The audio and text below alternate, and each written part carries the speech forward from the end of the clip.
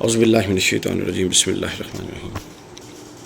خلفائے راشدین کا منہج اجتہاد اور عصر حاضر میں اس سے استفادہ کی صورتیں، اس عنوان کے تحت آج ہم جو دوسرا موضوع بیان کریں گے وہ ہے قابل اجتہاد امور اور ناقابل اجتہاد امور۔ وہ کون سے معاملات ہیں کہ جن میں اجتہاد ہوتا ہے اور جن میں نہیں ہوتا؟ یہ کیوں ضروری ہے؟ یہ اس لیے ضروری ہے کہ جس معاشرے میں ہم رہتے ہیں ہر شے وہاں پر ٹھوک کے قطعی بنا دیتے ہیں۔ کوئی افضلیت کا معاملہ بھی جو آج کل چل رہا ہے قطعی ہے، جو اس معاملے کو یہ نہیں مانتا، فلاں کو افضل فلاں پر نہیں مانتا، وہ جناب قطعی نصوص کا منکر ہے، یا وہ جناب گمراہ ہے، دال ہے اور گمراہ کرنے والا ہے، اور جناب فلاں ہے، اور یہ جناب فلاں کو فلاں پر افضل ماننا یہ قطعی و ثبوت ہے، یہ فلاں، ہر شے کو قطعی بنا دیا، کس نہیں ہے پیچ نا۔ تو یہ چیز ذہن نشین رہے کہ اجتہاد کیا ہے، کون سے امور اجتہادی ہوتے ہیں، اور 8ویں 9ویں 10ویں 11ویں یہ 5ویں 6ٹھی صدی کے جو علماء ہیں، جو صوفیاء ہیں، جو فقہاء ہیں، ان کی آراء لے کر آپ ایک نقطۂ نظر واضح کریں اور اس نقطۂ نظر وضع کریں، اور اس نقطۂ نظر کو یوں قطعی بنا دیں کہ علامہ الحفیظ اللہ کی شان ہے۔ تو وہ ہر شے کو قطعی بناتے جانا، اور اس سے اگر کوئی ایک مختلف رائے رکھے اپنے دلائل کے ساتھ، سب کا ادب اور احترام قائم رکھتے ہوئے اس کو عجیب و غریب القابات سے نواز دینا، یہ بڑی خرابی کی بات ہے۔ اور یہ صرف عقائد میں نہیں، احکام میں بھی یہی بات ہے۔ ایک بندہ رفع یدین کرتا ہے، ایک رفع یدین نہیں کرتا، وہ سمجھتا ہے کہ جو رفع یدین نہیں کرتا وہ جنت اچ نہیں جا سکتا، جو رفع یدین کرتا ہے ٹھیک ہے وہ اس کے بارے میں جو نہیں کرتا وہ کرتا ہے، یہ تو اس کو نماز ہی غلط ہے، یہ تو جنت میں نہیں جا سکتا۔ یعنی ہماری سطح یہاں پر لا دی گئی ہے مذہب اور دین کے معاملے میں کہ ہم ان معاملات کا جن اور ان کی اصل حقیقت سے بالکل ہم نہیں جانتے ان کی بنیاد کیا ہے، اور ان بنیادوں پر ہم جنت اور دوزخ اور صحیح و غلط اور حق و باطل کے فیصلے کرنے بیٹھ کے، اور یہ ہمارے ذہنوں میں یہ ٹیکا لگا دیا گیا کہ یہ چونکہ یہ کام کرتا ہے لہٰذا یہ غلط ہے۔ بنیاد ہمیں ان کی بنیاد کیا پتہ نہیں، ہمیں تو خود اپنی بنیاد نہیں پتہ کہ ہم یہ کام کرتے ہیں تو کیوں کرتے ہیں۔ حال تو یہ ہے۔ اجتہاد کا معنی بیان کرتے ہوئے اصولی علماء نے اصولیوں نے 2 لفظ استعمال کیے اور اس سے انہوں نے پورا مفہوم واضح کر دیا۔ المجتہد فی ہوا کل حکم شرعی لیس فیہ دلیل قاطع، کہ ہر وہ حکم شرعی جس کے بارے میں کوئی دلیل قطعی موجود نہ ہو وہ قابل اجتہاد ہے۔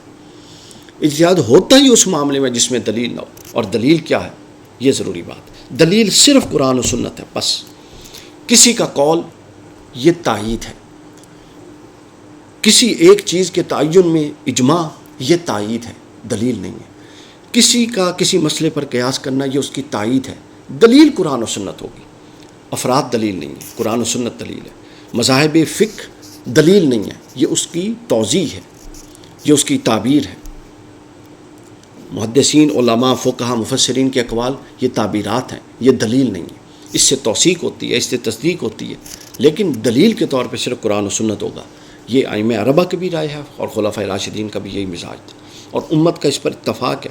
بدقسمتی یہ ہے کہ ہم اس دور میں رہتے ہیں کہ جب ہمارے ہاں ٹی وی پہ، سوشل میڈیا پہ بڑی بڑی ہستیاں بیٹھ کے کہتے ہیں کہ ہماری آنکھیں اعلیٰ حضرت کی تحقیق پر بند ہیں، یا ہماری آنکھیں فلاں بزرگ کی تحقیق پر بند ہیں۔ یہ کبھی بھی کسی بزرگ نے نہیں کہا کہ میری آنکھیں فلاں کی تحقیق پر بند ہیں۔ یہ حضرت عمر نے نہیں کہا کہ میری آنکھیں حضرت ابوبکر کی تحقیق پر بند ہیں۔ حضرت ابوبکر کے 20 اجتہادات حضرت عمر نے بدلے۔ حضرت عمر نے کئی ایسے معاملات، حضرت عثمان نے کچھ معاملات حضرت عمر سے مختلف کیے۔ انہوں نے، حضرت عثمان نے نہیں کہا کہ میری آنکھیں حضرت عمر کی تحقیقات پر بند ہیں۔ حضرت علی نے نہیں کہا کہ میری آنکھیں ان سب کی تحقیقات پر بند ہیں۔ وہ سب اپنی تحقیقات کرتے تھے، ایک دوسرے کا احترام کرتے تھے، باہمی مشاورت کرتے تھے، اور جب نئی ضرورت پیدا ہوتی تھی تو نئے مسئلے کی طرف جاتے تھے۔ ہم جب یہ کہتے ہیں کہ فلاں کی تحقیق پر ہمارا دروازہ، ہماری آنکھیں بند ہیں، تو کیا اس کی تحقیق وہی کی حیثیت آپ اس کو دے رہے ہیں اور اللہ اور رسول کا منصب دے رہے ہیں؟ اور کیا ایسا کوئی آگے کوئی مسئلہ نہیں آنا زندگی میں قیامت تک کہ جس پر اس بزرگ کی طرف سے کوئی رہنمائی موجود نہ ہو؟ ایسا نہیں ہے، ایسا ہے، ہزاروں مسائل۔ تو اس پر پھر آپ کیا کریں گے؟ یہ وہ تنگی ہے جس کی طرف لوگ لے گئے، اور آج اسی تنگی پر ہم جمے ہوئے ہیں۔ تو یہاں 2 اجتہاد کا دائرہ کار واضح کرتے ہوئے 2 چیزیں بیان کی گئی۔ اچھا، اس پر حضور شیخ الاسلام کا ایک رسالہ ہے، اجتہاد اور اس کا دائرہ کار، شیخ الاسلام ڈاکٹر طاہر القادری صاحب کا، وہ ضرور پڑھیے۔ یا میں تو اختصار سے بات کر رہا ہوں، وہ اجتہاد اور اس کا دائرہ کار پورا واضح ہے اس کے اندر نا، یعنی کون سے امور اجتہاد کے ہیں، کون سے نہیں ہیں، اور پھر اجتہاد کا اصل کردار کیا ہے، جو مسائل ہیں، معاملات ہیں، اس کی حیت اصلیہ اور حیت قضائیہ. حیت اصلیہ جو اس کی اصل روح ہے، اور حیت قضائیہ جو اس کی کوئی تمدنی اس کی کوئی تبدیلی درکار ہے، کوئی تغیر آ گیا، زمانی عرف کا تغیر ہے، کوئی مصلحت آ گئی ہے، کوئی سد باب کرنا کسی خراب معاملے کا، تو پھر اس کی صورتحال بدل سکتی ہے، اس میں کوئی پرابلم والی بات نہیں ہے.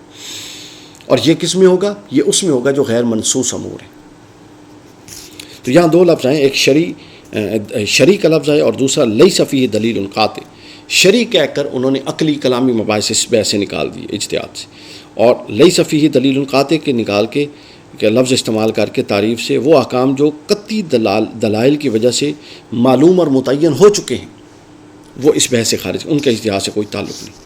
اور ہماری روش کیا ہے، جو احکام صحابہ کے دور میں کسی کے خواب و خیال میں بھی نہیں تھے، ہم نے آج ان کو قطعی کر دیا ہوا ہے. جس طرح میں نے افضلیت کے مسئلے کی طرف اشارہ کیا، قطعی بنا دیا، یہ فلاں فلاں سے افضل ہے، یہ قطعی عقیدہ ہے، یہ ضروریات اہل سنت، یہ ضروریات دین، نہیں تو فلاں فلاں فلاں. کیا مذاق بناتی ہے پورے کے پورے دین کا. اب اس میں موضوع کو ہم دو حصوں میں بیان کر سکتے ہیں، ایک قابل اجتہاد امور اور ایک ناقابل اجتہاد امور. اب ناقابل اجتہاد امور کون سے ہیں؟ ان منصوص احکام میں اجتہاد نہیں کیا جا سکتا جن کا تعلق قطعیات سے. فرض نماز، فرضیت نماز، یہ قطعی بات ہے. فرضیت حج قطعی بات ہے. حرمت زنا یہ قطعی بات ہے. چوری کا حرام ہونا قطعی بات ہے. 5 نمازیں فرض ہیں، اس کی فرائض رکعتیں، یہ قطعی بات ہے. رکوع، سجدہ، تعداد، نصاب زکوٰۃ، یہ قطعی چیزیں ہیں. اب یہاں سے اندازہ لگائیں کہ جب قرآن و سنت قطعیات کی بات کرتا ہے تو اس سے کیا مراد ہوتی ہے.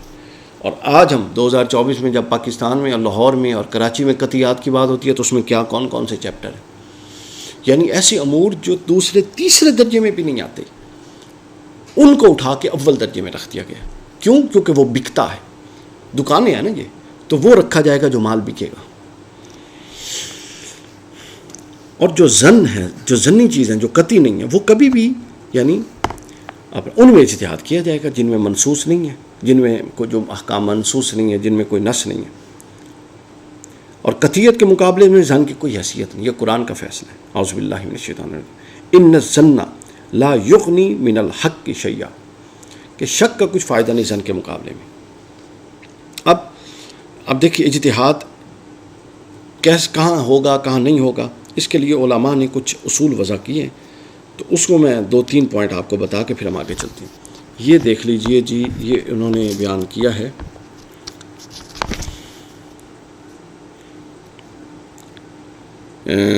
اس کو بیان کیا ہے الوجیز فی الاعضاء قواعد الفقہ الکلیہ. اس کے بعد نادیہ شریف نے الاجتہاد فی الاسلام میں، اور اس کے علاوہ اور بہت سارے علماء نے بھی اس کو بیان کیا کہ الاجتہاد لا یعارض النص، کہ جو اجتہاد ہے یہ نص سے معارض نہیں ہونا چاہیے، نص سے ٹکرانا نہیں چاہیے. دوسری بات، جو نص کی موجودگی میں اجتہاد ہوگا ہی نہیں. تیسری بات، نص کے مقابلے میں اجتہاد کی گنجائش نہیں ہے. مد مقابل اگر آ جائے تو اس کی گنجائش نہیں.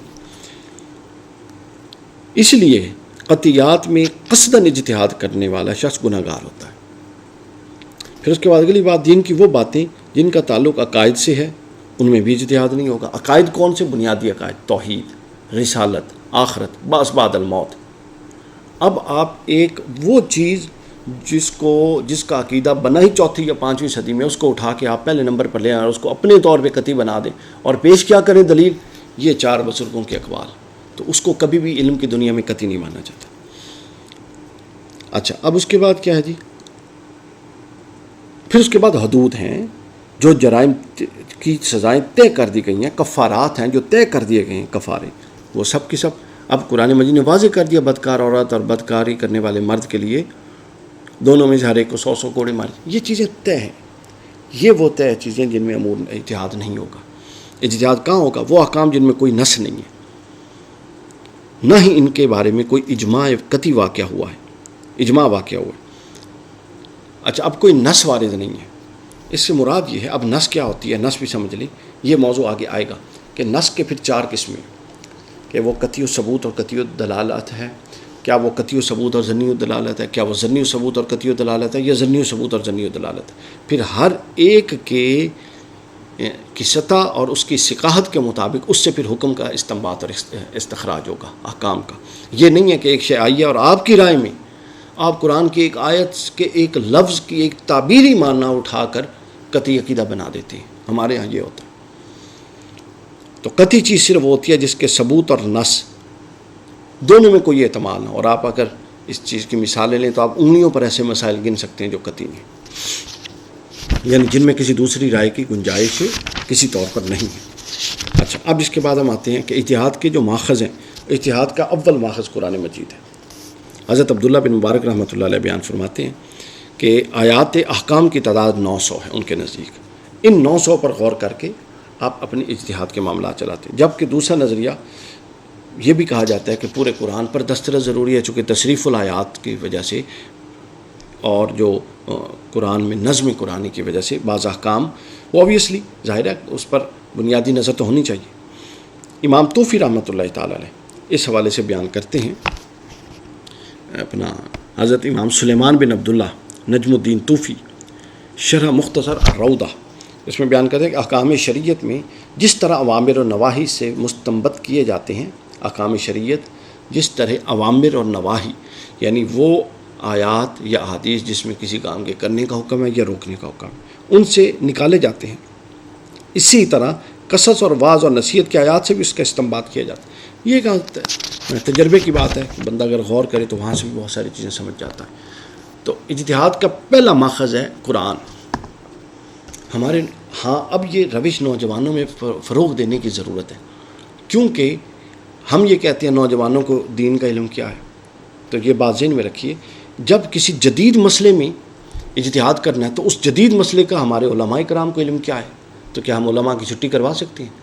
جب اس بنیاد پہ علماء کی چھٹی نہیں ہو سکتی کہ ان کو کمپیوٹر، ٹیکنالوجی، سائنسز، جدید علوم نہیں آتے، تو اگر نوجوانوں کو بنیادی چیزوں کا پتہ ہے اور درک نہیں ہے علوم دینیہ میں تو ان کو بھی چھٹی نہیں کروائی جا سکتی. لہٰذا اب جب اسپیشلائزیشن کا دور ہے اور ہر بندہ سب چیز کا ماہر نہیں ہے تو پھر یہ مشاورت کا وشاورہم فی الامر، اس سنت پر یہ مسئلہ حل ہوگا. تو لہٰذا قرآن بنیادی، قرآن گائیڈ بک ہے، آپ کے یوں بغل میں ہونی چاہیے. کوئی مسئلہ ہو ہر شے قطعی جو بنائی ہوئی ہے سامنے رکھیں، جو کہتا ہے اسے کہیں جی یہ قرآن مجید پڑھا ہے، مجھے بتائیں اس کے اندر کس آیت کی بنیاد پہ آپ کہہ رہے ہیں قطعی ہے. وہ آیت نکالیں، پھر اس آیت کا اطلاق دیکھ لیں. آگے میں آپ کو بتاؤں گا کہ جو نماز ہے الصلاۃ کا لفظ ہے. اب نماز دیکھیے فرضیت میں اقیم الصلاۃ قرآن میں کتنی جگہ پر ہے، لیکن جو صلاۃ کا لفظ ہے یہ اپنے ثبوت میں تو قطعی ہے لیکن اپنی دلالت میں یہ بھی ظنی ہے، چونکہ قرآن نے صلاۃ کا لفظ کتنے معنوں میں استعمال کیا. پھر حدیث متواترہ نے اس کے معنی کا تعین کیا اور پھر وہ درجہ فرضیت میں آئی نماز. آپ اندازہ کر لیں، یعنی اگر نماز کا یہ معاملہ ہے کہ نماز ثبوت میں تو قطعی ہے چونکہ قرآن میں آ گئی، اب دلالت میں قرآن کی حد تک الصلاۃ ظنی ہے چونکہ کئی معنی ہیں، کئی احتمالات ہیں، تو پھر یہ قطعی اور فرض نماز اب اگر قرآن تک رکتے تھے اور سنت کو چھوڑتے ہیں جو لوگ، وہ سن لیں کہ قرآن کی حد تک تو نماز فرضیت کے درجے میں ہی نہیں آ سکتی اصول فقہ کی روشنی میں. اب جب ہم سنت رسول صلی اللہ علیہ وسلم کی طرف جاتے ہیں تو حضور کی احادیث متواترہ نے اس مفہوم میں جو ظن تھا اس کی تعیین کر کے اس کو پھر قطعی کر دیا. یوں قرآن و سنت نے ملا کے اس کو درجہ ظنیت سے اٹھا کے پھر قطعیت میں رکھا اور یوں نماز فرض ہو گئی. سر یوں فرض بنتا ہے، کتنے مسائل ہیں جو یوں ہم نے فرض بنائے ہوئے ہیں. کمال ہے، دل بہت کڑتا ہے اس طرح کی چیزیں دیکھ کے جو دین کا ورژن متعارف کروا دیا لوگوں نے. میں عرض کر رہا تھا کہ اب اگر کسی نوجوان کو دین کا درک نہیں ہے اور ہم کہتے ہیں جی خبردار اجتہاد کے نیڑے نہیں جانا، تو جو علماء ہیں ان کو جدید چیزوں کا درک نہیں ہے تو پھر ان کو بھی روکنا چاہیے اجتہاد، تو پھر کوئی بھی نہیں کرے گا. تو لہٰذا دونوں ملیں. قرآن ٹیکسٹ بک کے پاس کے طور پہ ساتھ رکھیں، قرآن میں غور و خوض کریں. قرآن آپ کو اس کی امثلہ سے آپ کو آگے میں مثالیں دوں گا قرآن سے 50 کے قریب، آپ کو سمجھ آئے گی کہ کیسے ایک واقعہ سے اور ایک آیت سے ہم نے نئے مسائل کو سیکھنا ہے اور اس کی ریلیونس تلاش کرنی ہے. دوسری چیز جو اتحاد کی بنیاد ہے وہ سنت ہے. میں نے عرض کر دیا خلفائے راشدین ہوں، ائمہ اربعہ ہوں، ائمہ خمسہ ہوں یا بعد کے مجتہدین ہوں، دلیل سب کے ہاں دو ہیں، قرآن و سنت بس. فقہی مذہب دلیل نہیں ہے، فقہا کی کتب دلیل نہیں ہے، کچھ بھی دلیل نہیں ہے. اس کے علاوہ سب کچھ تائید ہے. جو تائید میں لائی جاتی ہے موقف بنا کے قرآن و سنت سے اس کی تائید لی جاتی ہے کہ جو میں سمجھا فلاں امام نے بھی وہی بات کی، کیوں پھر اس بات میں مضبوطی آ جاتی ہے۔ تو حدیث میں جب آپ جائیں گے تو حدیث کی تعداد جو ہے، جو احکام جس میں بیان ہوئے ہیں جس میں اجتہاد کی ضرورت ہے، وہ 500 کے قریب ہیں۔ امام احمد بن حنبل فرماتے ہیں کہ 1200 ہیں، تو لہٰذا امام غزالی نے کہا نہیں اس سے زیادہ ہیں، زیادہ پر ہونا چاہیے۔ تو لہٰذا جتنی بھی ہیں ظاہر آپ کو ایک پورا درک تو رکھنا ہے، تو بے شک وہ اصولی حدیث جن پر احکام کا دار و مدار ہے وہ 500 ہیں۔ ابن قیم کہتے ہیں 500 ہیں، امام شوکانی کہتے ہیں کہ کئی ہزار ہیں۔ یہ ہر ایک کی اپنی رائے ہے۔ بنیادی چیز یہ ہے کہ آپ یا قرآن سے حکم کو اخذ کریں گے یا پھر حدیث سے کریں گے۔ اب یہاں پر ایک اور مسئلہ یہ ہے کہ جس نے اجتہاد کرنا ہے، حکم اخذ کرنا ہے، اس کو پتہ جی کیا کہتے ہیں، اس کو جی فلاں 14 علوم آنے چاہیے، اس کو تو فلاں فلاں فلاں فلاں فلاں علوم میں درک ہونا چاہیے، اس میں پوری گرفت ہونی چاہیے۔ یہ بالکل درست باتیں ہیں، لیکن یہ باتیں پریکٹیکل نہیں ہیں۔ ہر وہ بات جو درست ہو اور پریکٹیکل ہو وہ کتابی بات ہے، عمل میں اس کا کوئی تعلق نہیں۔ کون ہے جو آج کل 1 2 3 بندے آپ نکال لیں گے پوری دنیا سے جو ان علوم سب میں دسترس رکھتے ہوں؟ آپ نہیں نکال سکتے۔ تو پھر کیا ہوگا کام؟ پھر کام نہیں ہوگا۔ اب یہاں پر امام شاطبی رحمۃ اللہ، یہ دیکھیں کیسے ہمارے یہ بڑے لوگ تھے جو فقہا تھے، انہوں نے کیا کیا باریک نقطہ بیان کیا۔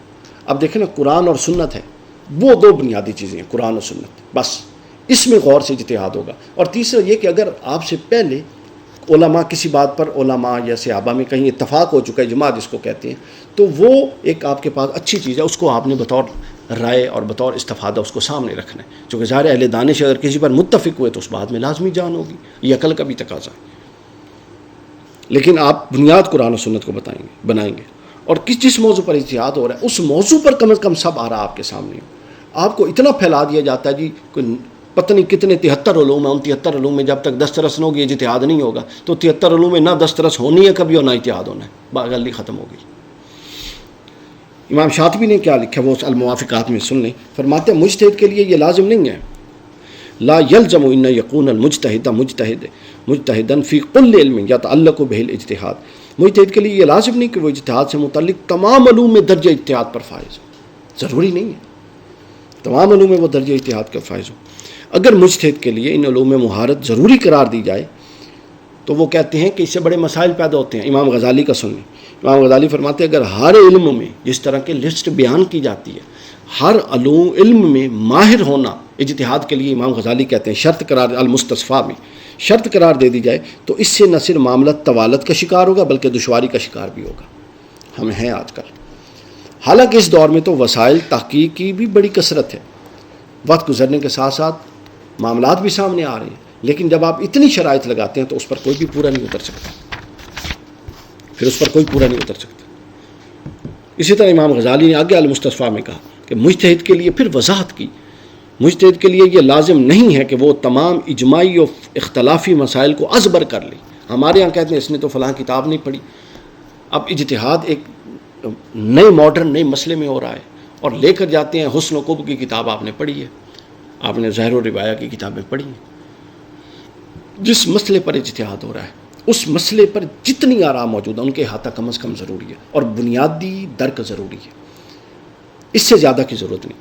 مجتہد کے لیے یہ لازم نہیں کہ وہ تمام اجماعی اور اختلافی مسائل کو ازبر کرے، بلکہ اسے چاہیے کہ جب وہ کسی مسئلہ میں اجتہاد کرے، فتویٰ دے، تو اس بارے میں تسلی کر لے کہ اس مسئلے میں اس کی رائے اجماع کے خلاف تو نہیں۔ پہلی شرط انہوں نے لگائی امام غزالی نے، اور اسے جاننے کا طریقہ یہ ہے کہ وہ معلوم کرے کہ اس کی رائے، یعنی جو رائے اس شخص نے اپنی قائم کی ہے، ائمہ کے مذہب میں سے کسی مذہب کے موافق ہے، تائید لے رہا ہے، وہ دیکھیں، دلیل نہیں، تائید لے رہا ہے، اپنی رائے بنا کے پھر وہ دیکھے کہ کہیں سے تائید آتی ہے، یا اسے معلوم کرنا اگر تائید آ جائے تو ٹھیک ہے۔ یہاں بڑی خوبصورت بات امام غزالی نے اشارتاً بین السطور کر دی، یہ انہوں نے نہیں کہا اگر تائید نہیں آتی تو وہ سمجھ لے کہ غلط ہے، یہ بڑی ضروری بات ہے، یہ بات ذہن میں رکھ لیجیے۔ یہ میں آپ کو اس کا حوالہ صفحہ نمبر بتا دوں، پھر میں اس پر بات کرنا چاہ رہا ہوں۔ المستصفیٰ دوسری جلد صفحہ نمبر 351 فرماتے ہیں کہ اگر کوئی اجتہاد کرتا ہے اور وہ اجتہاد ایک نئی رائے قائم کرتا ہے، ظاہر اجتہاد نئی رائے ہے، تو پھر اولاً وہ دیکھے کہ اس کے قریب تر مذاہب میں کسی کی رائے ہے، ہو تو بڑی اچھی بات ہے، تائید آ گئی، یہ اطمینان قلبی کی بات ہے، تائید آ گئی۔ آگے فرماتے ہیں کہ اگر تائید نہیں آئی تو پھر وہ دیکھے کہ کسی اجماع کے خلاف تو اس کی بات نہیں جا رہی، اصول اور شریعت کے، اجماع کا لفظ میں نے بولا، کسی شرعی اصول اور ضابطے کے خلاف تو نہیں جا رہا۔ اگر تائید نہیں آئی، تائید آ گئی تو بات ختم ہو گئی، تائید نہیں آئی تو پھر ثانیاً وہ یہ دیکھے گا کہ میرا یہ قول کسی نص سے ٹکرا تو نہیں، یعنی ایک سیکنڈ ریویو ہے۔ اوبویسلی اس نے رائے قرآن و سنت سے قائم کی، پھر وہ ایک سیکنڈ ریویو لے گا، اس لیے لے گا چونکہ تائید نہیں آئی، اور اگر تائید آتی تو بات ختم ہو جاتی۔ اہل اجماع کے زمانے میں وقوع پذیر ہوا تھا، زیر مسئلہ میں اہل اجماع کے زمانے میں وقوع پذیر ہوا تھا کہ جس میں وہ غور و خوض کرتے تھے۔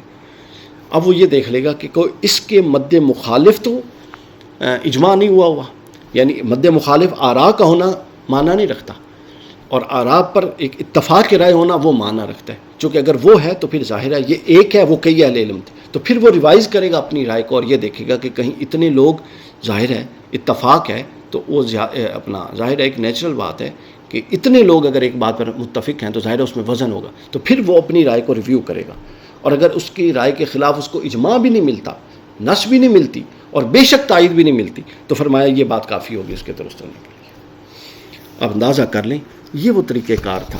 ہر شے جکڑ بندیوں میں، پابندیوں میں ہم نے اتنی ڈال دی ہے، فلاں علم آنا چاہیے، فلاں جو نہ کسی کو آنا ہے۔ اس دور میں لوگوں کی روٹی پوری نہیں ہو رہی، اس دور میں لوگوں کو کھانے کی پڑی ہوئی ہے، اس دور میں لوگوں کے پاس ٹائم نہیں ہے، تو اب کیا کیا جا رہا ہے؟ چیزوں کو آسان اور یسر کی طرف لانے کے بجائے اتنا مشکل کیا جا رہا ہے کہ پریکٹیکلی یہ ایک بہت بڑی سازش ہے، پریکٹیکلی اسلام کے بارے میں یہ رائے دے دی جائے کہ اب بس تسی نماز اور روزے دی حد تک اس تو افادہ کرنا ہے، اس سے زیادہ اس سے استفادہ نہیں ہو سکتا۔ لیکن ایسا نہیں ہوگا، یہ اللہ تعالیٰ کا دین ہے اور یہ اپنی معنویت رکھتا ہے۔ اگلے میں انشاءاللہ اگلے حصے میں ہم اجتہاد نہ کرنے کے نقصانات پر بات کریں گے، اور پھر ہم رسول اللہ کے مجتہد اور خلفائے راشدین کے منہج اجتہاد کی طرف چلے جائیں گے۔